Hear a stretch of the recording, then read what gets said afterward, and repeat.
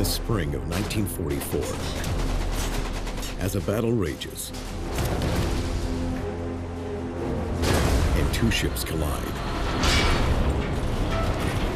a German U-boat commander orders his men onto the deck of an Allied destroyer, forcing the American captain to give an extraordinary command.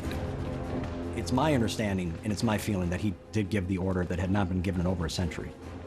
Stand by to repel boarders.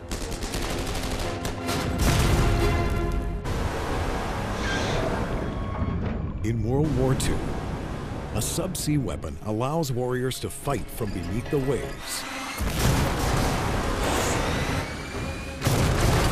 With cunning, force, and tenacity, their enemies strike back. Revolutionary, but still sometimes primitive. It's a desperate bid to change the course of war. Their stories are legend.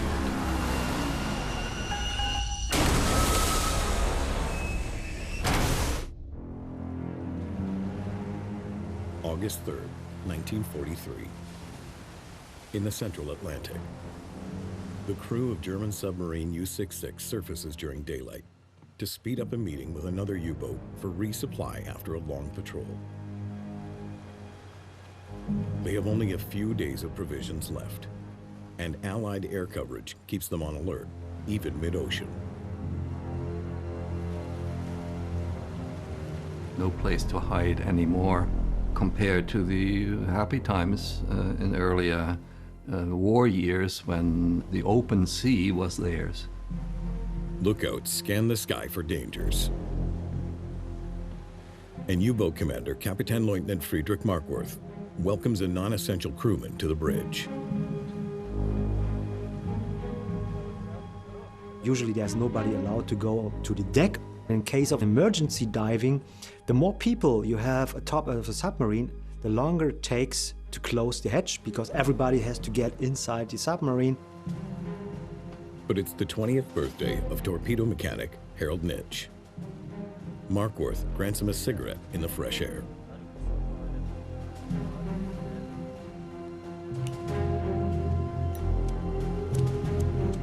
The celebration is short-lived. An enemy aircraft dives out of the sun.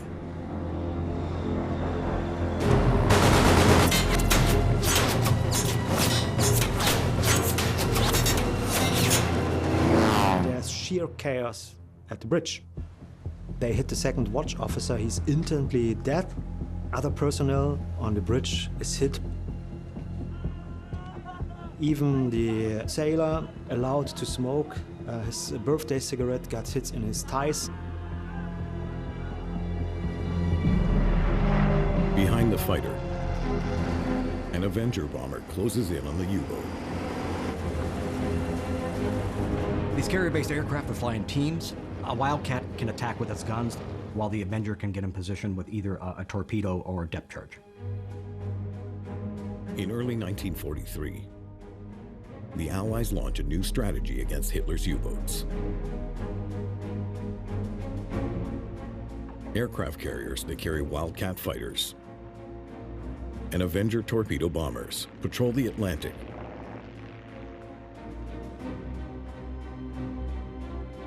Accompanied by destroyers for protection. These task forces are called hunter-killer groups. Hunter-killer groups are all about offense. They are actively looking for where the U-boats are at and searching to destroy them. The U.S. Navy and the Royal Navy are taking the war to the U-boats. As the Wildcat strafes the U-boat, the Avenger lines up to drop its payload. But the release mechanism fails. Nothing happens. Markworth's crew scrambles to exploit the failure. They were standing orders. He was supposed to fight it out. The anti-aircraft gun had to be manned to shoot back at the attacking aircraft. Finally, rounds of anti-aircraft fire streak from the conning tower. The fighter initiates another run to silence U-66's gun.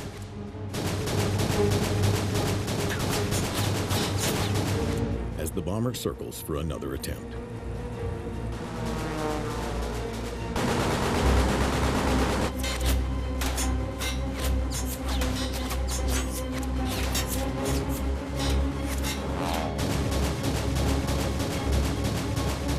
Bullets pepper the sky. The Avenger approaches.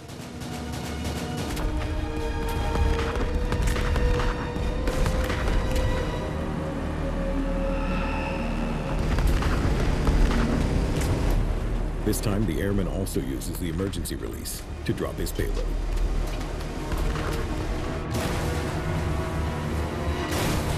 Moments later, explosive force rocks the U-boat. As the Avenger banks away, the Wildcat continues its assault. Bullets strike more of the crew on the bridge. Lieutenant Zerzi Klaus Herbig is shot at the knees. A bullet rips into the abdomen of the U-boat commander.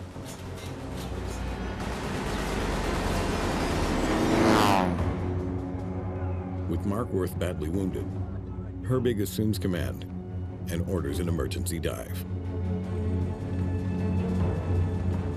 At that point, the injured and already dead are piling up, so they have to get submerged.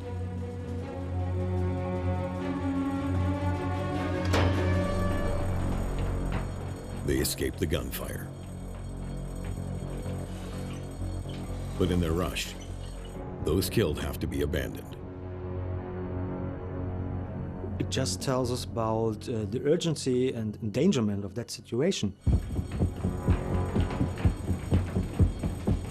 It's more important to save the wounded and to save the rest of the crew. The only remaining uninjured officer, Chief Engineer Oberleutnant George Olszewski, must control their rapid descent despite the damage caused by the hunter-killer attack. It's a kind of mess inside the submarine. And he's getting deeper and deeper.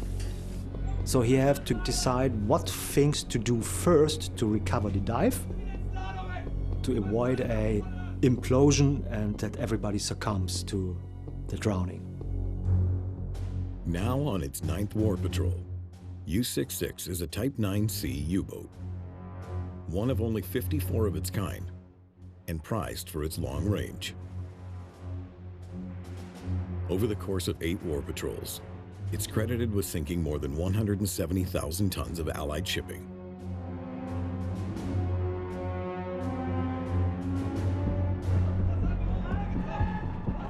Olszewski fights the leaks and damaged diving planes.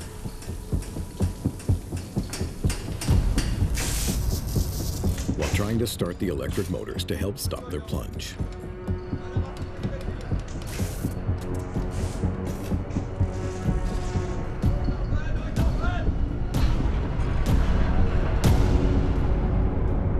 His actions stabilized the damaged submarine.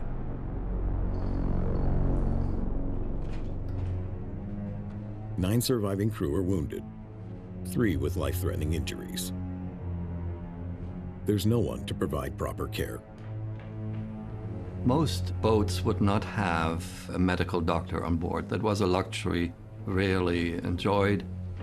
There were simply too many boats, too few doctors to do that. A crew member with basic first aid type training does what he can to help. As Markworth and Herbig struggle, 20-year-old Harold Nish passes away. The torpedo mechanic smoked his last birthday cigarette. He succumbed to his bleeding wounds. The U-boat and its crew need immediate assistance before more lives are lost.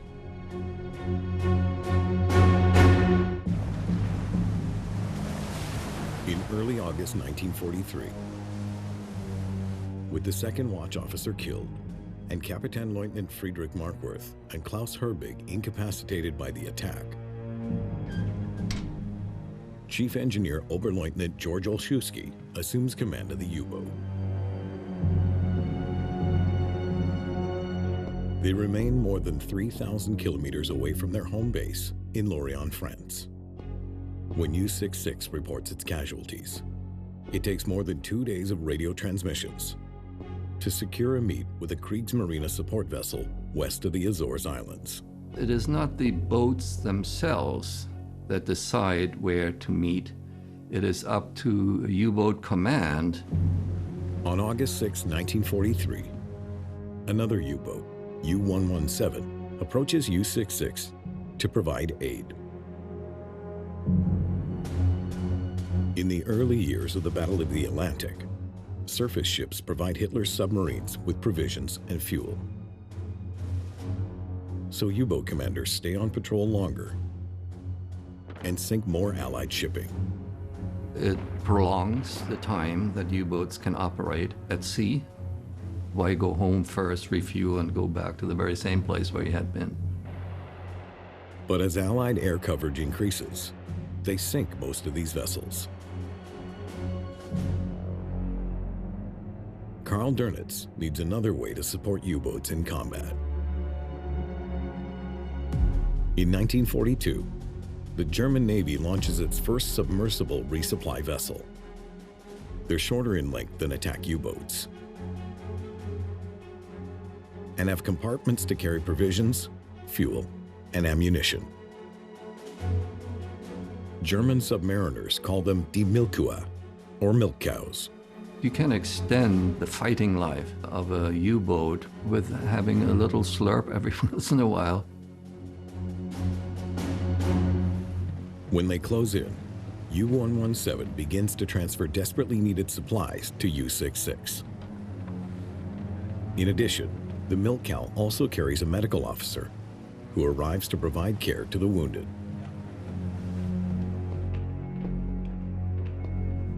The commander of U-66, Friedrich Markworth, has had a bullet lodged in his abdomen for 3 days. Without the benefit of an operating room, Dr. Schrenk begins the process to remove it.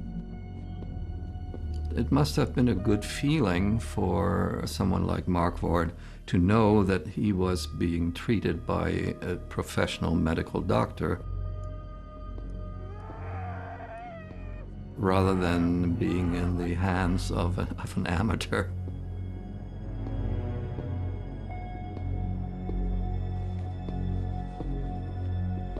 As Markworth, Oberleutnant Klaus Herbig, and the others receive treatment, the first watch officer from the milk cow, Oberleutnant Zerzy Paul Freerks, assumes command. Freerks is transferred from the milk cow to U-66 because the leadership is nearly destroyed. Olszewski is not trained in seamanship and operational planning. Therefore, we need an executive officer like Freerks to bring the boat safe home. In broad daylight, both submarines sit exposed on the surface. In addition to general provisions to feed the crew, U-66 also needs fuel. To execute the transfer, the crews run a hose between them.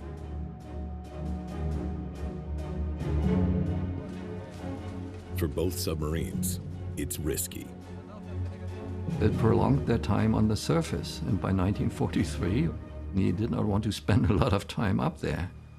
In the midst of the refueling, an American bomber appears. The U-boats are trapped on the surface. To get both boats separated, they have to take out the hose and they have to close the valve and the opening for the fuel. While they make preparations to dive, gun crews scramble to battle stations.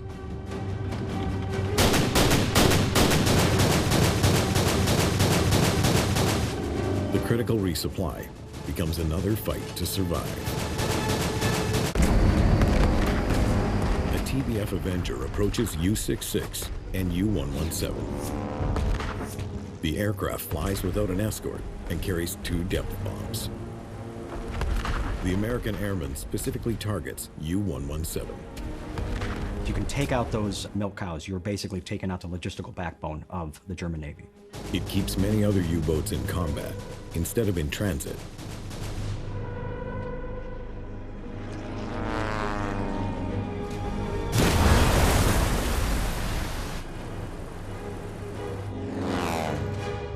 The explosion severs the fuel transfer hose. And U-117 appears to sustain severe damage. Paul Frerks, who has just left the milk cow, must decide whether he can help. Frerks probably has a divided heart. His feelings are with his old crew, but he has to protect his new crew. He has responsibility for submarine 66 at the time. Frerks calls for an emergency dive and takes U-66 to safety. The milk cow is never heard from again. Dr. Schrenk and Paul Frerks will be the only survivors.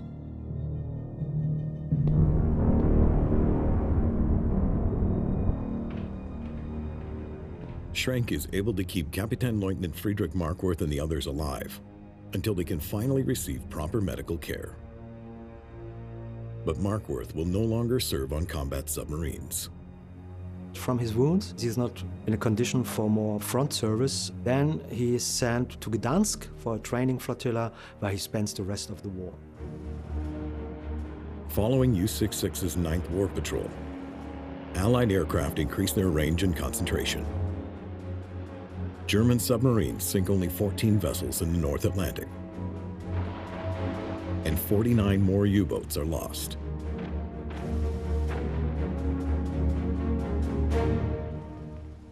In response, Gross Admiral Karl Dönitz directs his U-boats to the South Atlantic, where air coverage is lighter and ships still sometimes travel without convoys. He hopes to draw Allied resources away from the European theater. We are binding the enemy by sending our boats out there into peripheral waters, basically to stir up some trouble.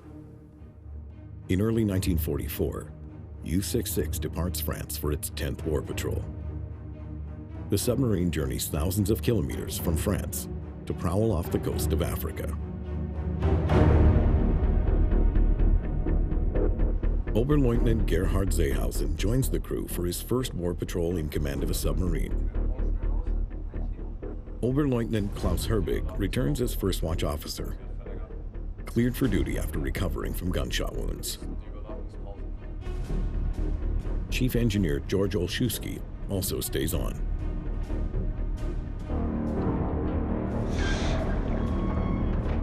Free from the threat of Allied air coverage, the rookie commander has time to hunt.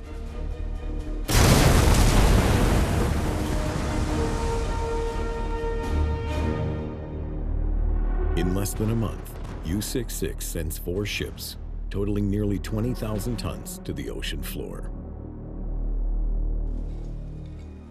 They even capture 2 prisoners from one of the vessels to gather intelligence. At that point of the war, what Seehausen performed was extraordinary. He maybe get lured by the success to stay longer for more sinkings. By mid-April, their supplies and provisions start to run low. They develop a very unusual problem, not often seen in World War II navies: scurvy. The personnel was in a position as a seafaring in the 16th or 17th century. They were suffering from scurvy, unimaginable to us today. It's a vitamin C deficiency, and that was recognized by the early modern period in most navies, especially if you had long journeys. Normally caused by a lack of fresh fruit and vegetables, scurvy is easily prevented with vitamin C tablets. But the crew member responsible for healthcare on board, Sanitatsmat Wolflock, was new to his job.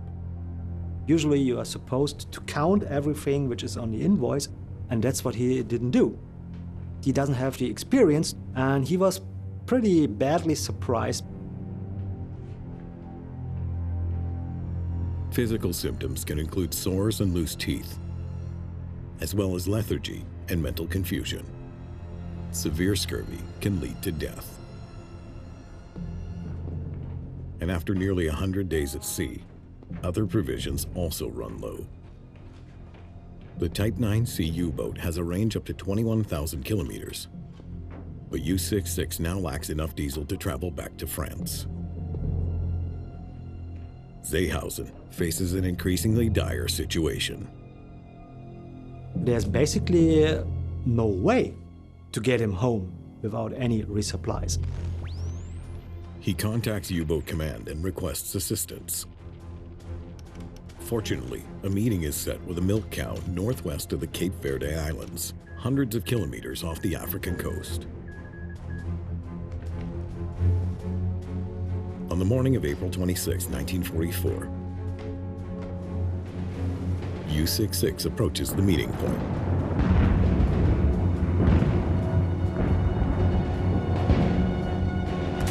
The crew on watch are surprised to find enemy ships.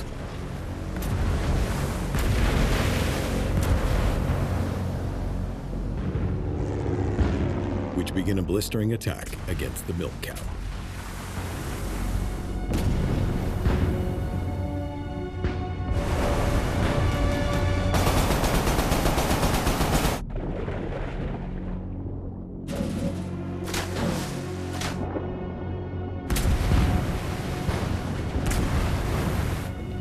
Seehausen and his already wasted crew were supposed to defend the milk cow.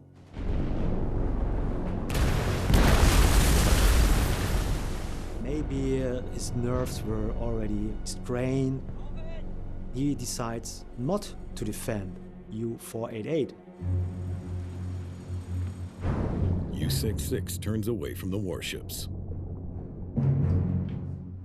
Seehausen abandons the milk cow to its own fate. He doesn't obey orders to save his life and the life of his crew. The sounds of distant explosions penetrate U-66's hull. The men listen in horror until the sea finally grows quiet as U-488 is lost. It would be the last of Hitler's milk cows assigned to the Atlantic Theater. And its sinking means that U-66 is the next target. The failed resupply leaves Oberleutnant Gerhard Seehausen even more dangerously low on provisions and fuel to return to port. This is a very serious situation to him, because as soon as all fuel is spent, he's just drifting in the Atlantic.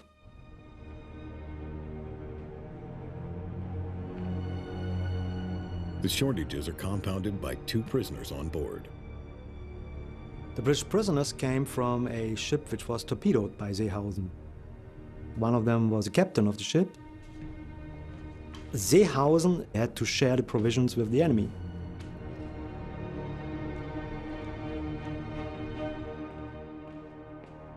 At U-boat headquarters, Gross Admiral Karl Dönitz receives word that the attempt to resupply U-66 failed, and U-488 is gone. With no other milk cows left within range, they devise a plan to share from combat U-boats instead. He decides to take other submarines operating in the vicinity to share their fuel and resources so that Seehausen can make it home. But all their radio communications have attracted attention. A hunter-killer group that patrols the area is on the lookout. CIC, we have confirmed U-boat contact. At the center of these anti-submarine task forces is a warship called an escort carrier. First deployed by the U.S. Navy in 1943, they're smaller versions of famous ships like USS Hornet and Enterprise. Escort carriers, they were called baby flat tops. Standard carriers take a long time to build. Escort carrier is a quick fix of the aircraft carrier problem. This short construction timeline means American shipyards roll out one per week. So this is the largest classification of any aircraft carrier ever made.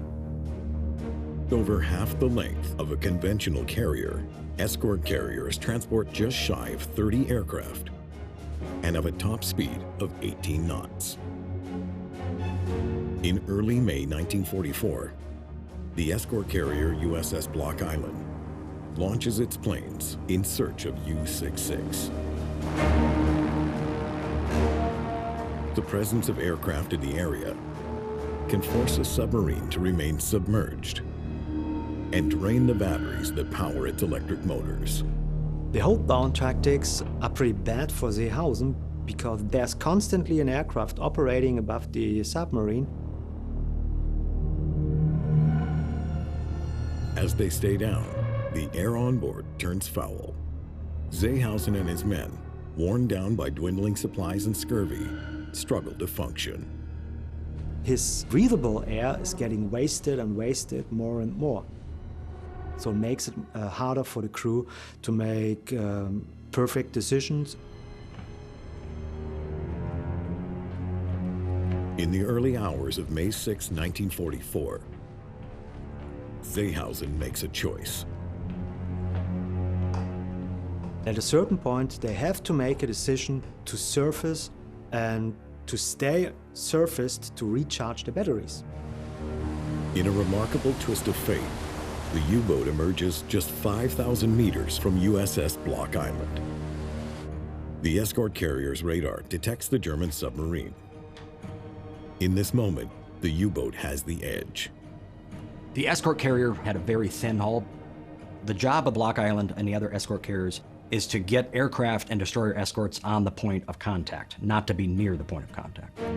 With no time to lose, the escort carrier orders an emergency turn to evade an attack by U-66. Then, Block Island orders a destroyer escort to intercept the U-boat. Despite the opportunity, Seehausen does not pursue the carrier. He travels in the other direction and tops up the U-boat's batteries. The longer time the submarine has to charge its batteries, the longer time it will have in case of an emergency dive later on to get away from the hunter-killer group.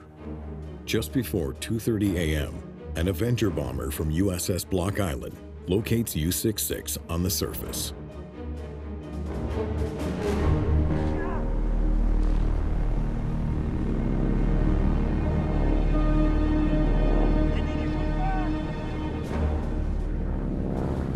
While most Avengers can carry up to a 2,000-pound bomb, unfortunately for this pilot, his aircraft has been customized for reconnaissance. Night Owls were Avengers that were stripped of all weapons. That weight that was saved, you could cover the most area per gallon of fuel. It would be frustrating for Lieutenant Jimmy Sellers. He has a U-boat on the surface and he's teethless. So legend has it that he shot his .45 pistol at the conning tower. Unaware that the aircraft carries no payload, U-66 fires its guns to keep the plane at bay, so the batteries can continue to charge. While the pilot distracts the U-boat crew, the destroyer escort, called USS Buckley, closes in.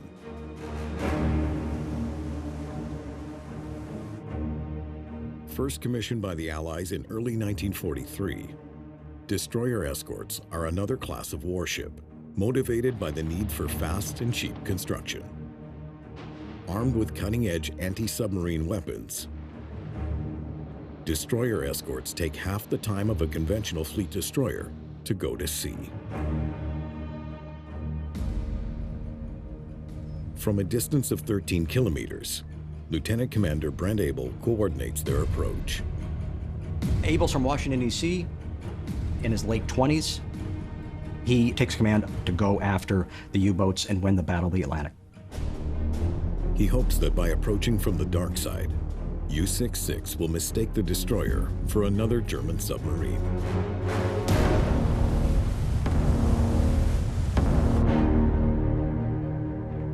Intelligence is telling him that the U-boat is looking to be resupplied, So his plan is to look at the stars, look at the moon, and then come in at an angle where the Germans may confuse his approaching vessel with the milk cow.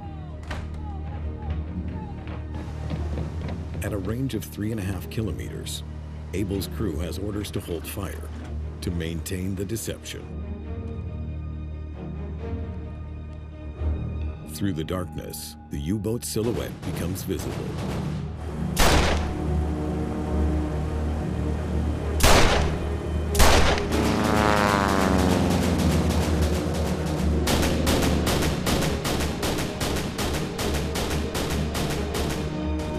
Despite the diversion of the circling Night Owl Avenger, one of Seehausen's lookouts spots the danger. He realizes that Buckley had spotted him. Usually he was supposed to dive away, because a destroyer is built to destroy a submarine. But Seehausen makes a different choice. Ultimately, he decides to fight a superior enemy.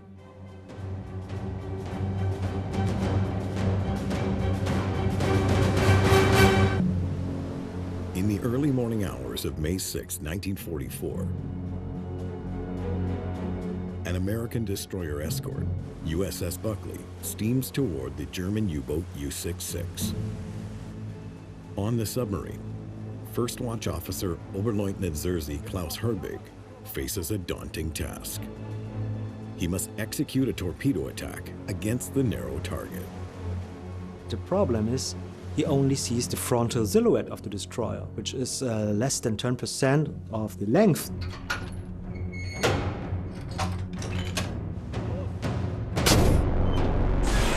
So he has to rely on a shot down the throat.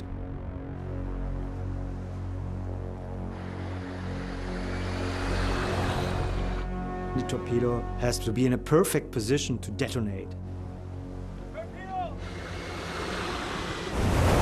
Early detection by Buckley's crew means the escort avoids being struck.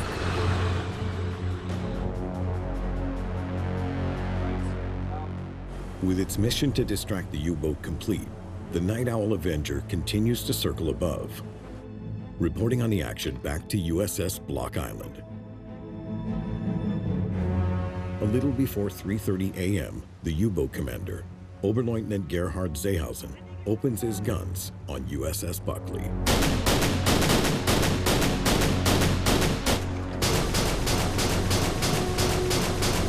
The destroyer escort replies. The destroyer has many guns aboard and has a much higher rate of fire.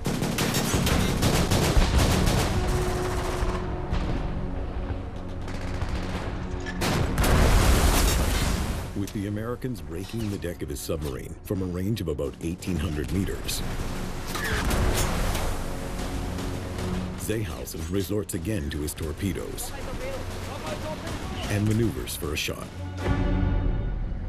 The best weapon a submarine has against a surface ship is the torpedo.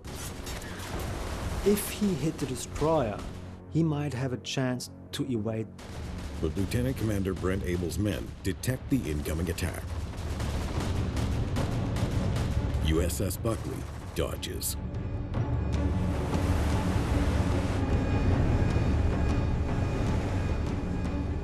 The destroyer is running at full speed. He just needs a little alignment to get out of the way of the torpedo.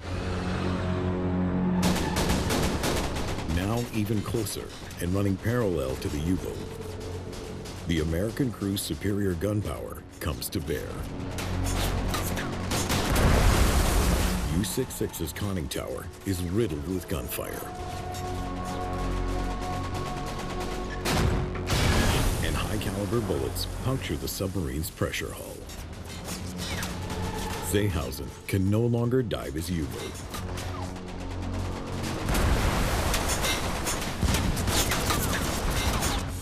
Unaware of the extent of the damage, Abel believes the Germans might still slip away.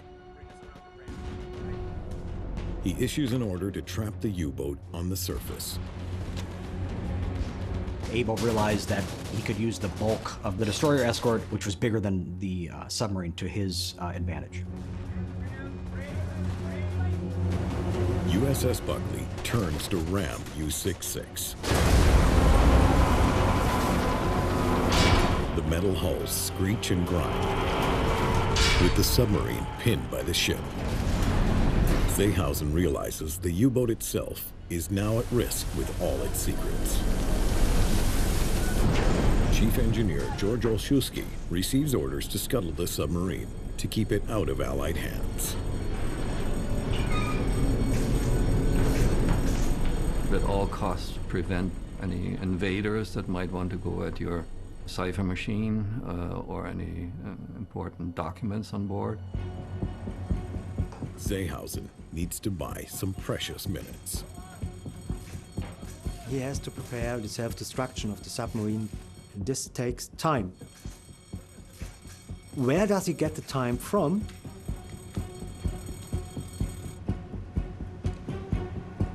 Having a boarding party like in Napoleonic times.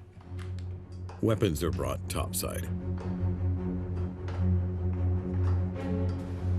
Led by First Watch Officer Klaus Herbig, a small group moves towards USS Buckley, still perched on the deck of the U-boat.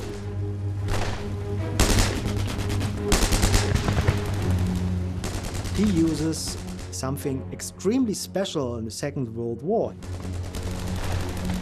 to create a distraction, buying Seehausen the time. Lieutenant Commander Brent Abel watches Germans with guns now board his ship. He's believed to have issued an order unprecedented in World War II. It's my understanding, and it's my feeling, that he did give the order that had not been given in over a century. Stand by to repel boarders. Buckley's crew is caught unprepared. A lot of the sailors do not have access to firearms, so they are punching people, they are throwing shell casings, even throwing a coffee cup. In an unexpected hand-to-hand fight for their ship.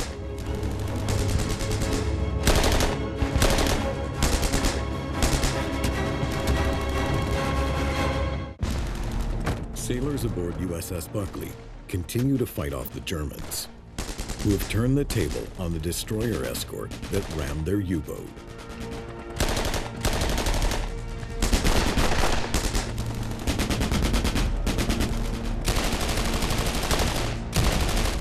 Lieutenant Commander Brent Abel must act to prevent more enemy submariners from boarding his ship. As the Germans are pouring out and continue to try and get on the Buckley, Abel reverses power and pulls away from U-66.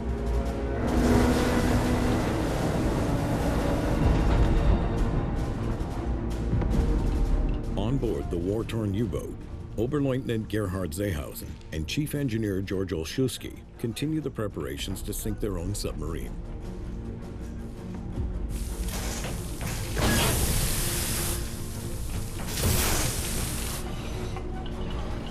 It is the chief engineer's last duty to open the seacocks so seawater can come in and eventually the boat would disappear.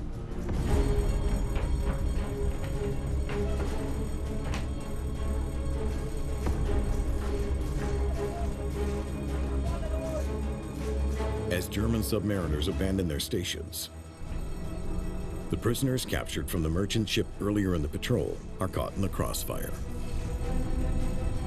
They want to survive, but they probably have no understanding what will happen to them.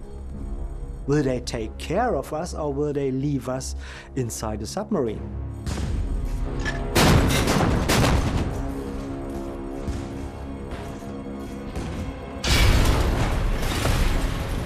A sudden impact rattles those who remain on U-66. The German submarine collides with USS Buckley again, likely by accident. The chaos of the crash creates an opportunity as an American sailor lobs a grenade down the open hatch. It landed in the conning tower, which exploded and essentially decapitated the U-66.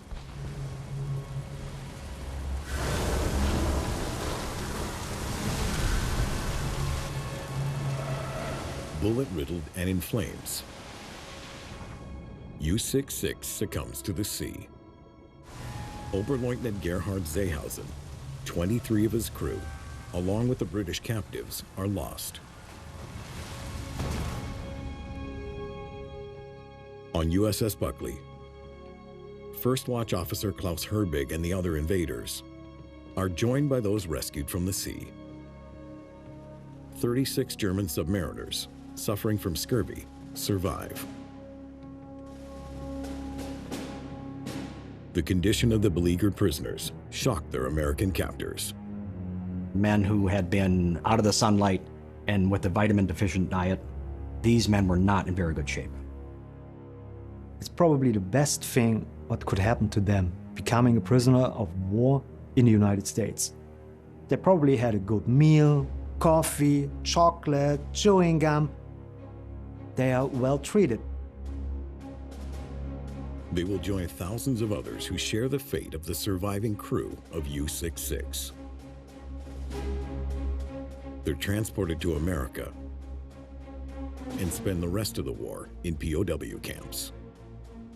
Different to being a prisoner of war in the Soviet Union. These pictures look very different.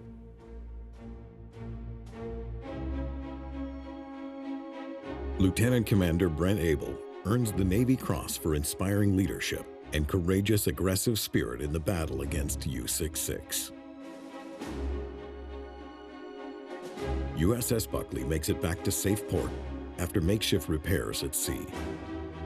The bow is severely damaged, so to contain flooding, rubberized mattresses are rammed into those portions of the forward bow. By the end of World War II, hunter-killer groups would sink 53 German U-boats and seize one, sending nearly 5% of Hitler's submarine force to the seafloor.